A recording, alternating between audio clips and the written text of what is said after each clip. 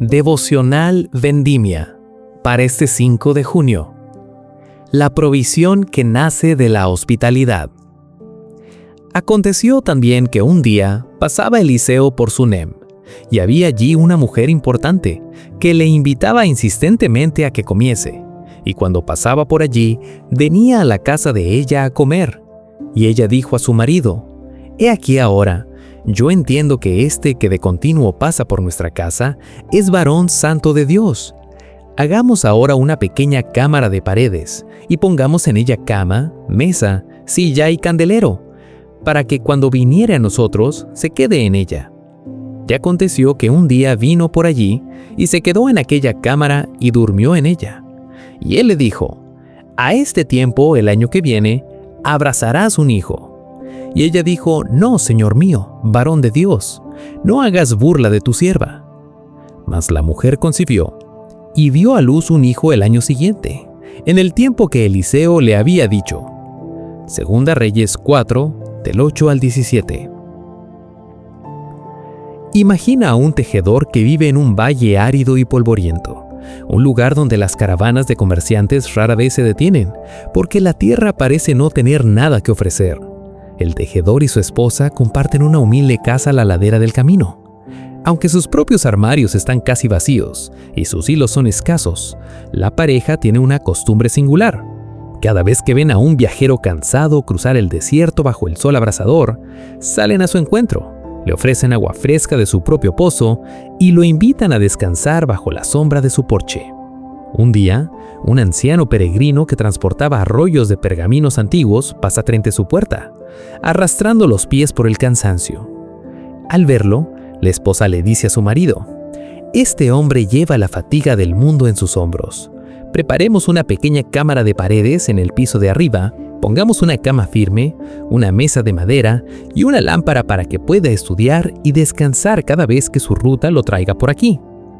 Trabajando juntos durante semanas, construyen el espacio con sus propias manos, privándose de algunos bienes para comprar el aceite de la lámpara. El peregrino acepta el refugio y durante meses convierte esa pequeña habitación en su santuario de paz en medio del desierto. Una noche, antes de partir hacia el norte, el anciano llama al tejedor y a su esposa y les dice: «Han creado un oasis donde solo había polvo. Han provisto descanso para mis pies sin pedir nada a cambio. Por eso, la sequía de este valle no tocará más su hogar, y el telar que estaba guardado en el rincón por falta de material, mañana empezará a producir los hilos de seda más fino del continente». Al amanecer, el taller del tejedor estaba desbordando de una materia prima que jamás se agotó, transformando la escasez del desierto en un legado de abundancia para toda su descendencia. Esta hermosa historia nos introduce de manera perfecta en la dinámica espiritual del pasaje de hoy. Continuando con nuestra serie sobre Dios como nuestro proveedor en la tormenta, nos trasladamos a la aldea de Sunem.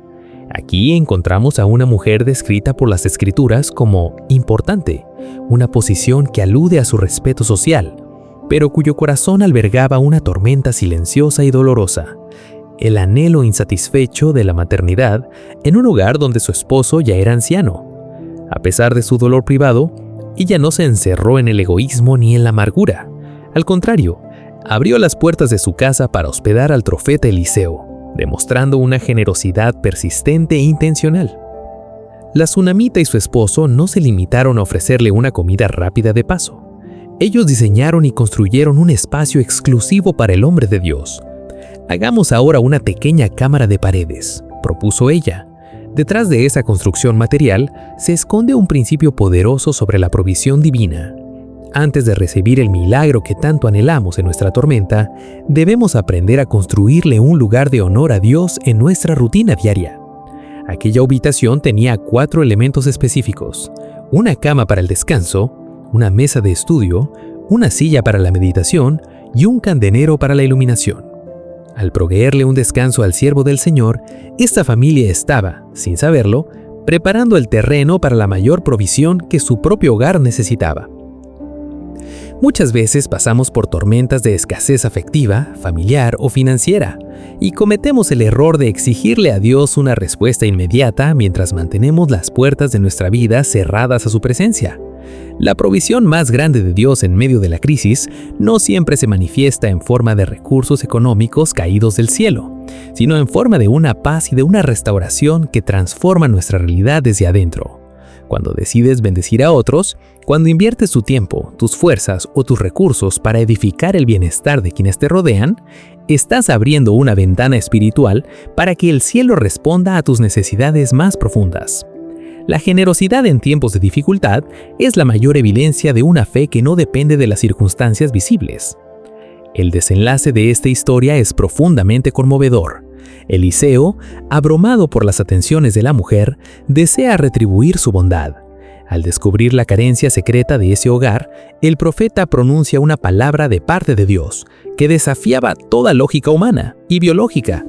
A este tiempo, el año que viene, abrazarás un hijo. La respuesta de la tsunamita refleja el miedo a la desilusión que muchos sentimos en la tormenta. «No, Señor mío, varón de Dios, no hagas burla de tu sierva». Ella había enterrado su sueño para protegerse del dolor. Sin embargo, la provisión de Dios no depende de la perfección de nuestras expectativas, sino de la soberanía de su amor. Dios no solo proveyó un hijo para llenar el vacío de sus brazos, proveyó una herencia, una alegría renovada y un milagro viviente en medio de una temporada que parecía estéril. Hoy la reflexión nos desafía a evaluar qué tipo de espacio estamos construyendo en nuestro hogar para la presencia del Señor. Si te encuentras en una tormenta donde sientes que los recursos se agotan o que tus sueños más profundos se han vuelto imposibles debido al paso del tiempo, no cierres las ventanas de tu alma. Sigue siendo generoso. Sigue compartiendo lo poco o mucho que tienes. Sigue extendiendo tu mano para levantar a otros en el camino. La provisión sobrenatural se activa cuando dejamos de enfocarnos exclusivamente en nuestras carencias y empezamos a ser canales de bendición para el entorno. Dios toma nota de cada rincón que le prepares en tu vida y su respuesta siempre superará el tamaño de tus oraciones. Oremos. Señor de la provisión y de los milagros, hoy te damos gracias porque tu fidelidad no conoce límites de tiempo ni de espacio. Te pedimos perdón si en medio de nuestras tormentas personales nos hemos vuelto indiferentes a las necesidades de los demás. Hoy queremos construir una habitación para ti en el centro de nuestra casa y de nuestro corazón. Un espacio de oración, de quietud y de honra a tu palabra. Declaramos que nuestra casa es un lugar de hospitalidad y generosidad. Confiamos que tú conoces los anhelos más profundos que hemos guardado por temor al dolor, y creemos que tu provisión llegará a tiempo para hacer florecer lo que considerábamos perdido. Amén. Reflexionemos.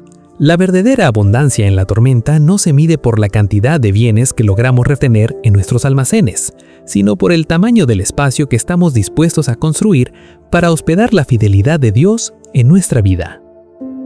Esto fue una producción de Vendimia Church.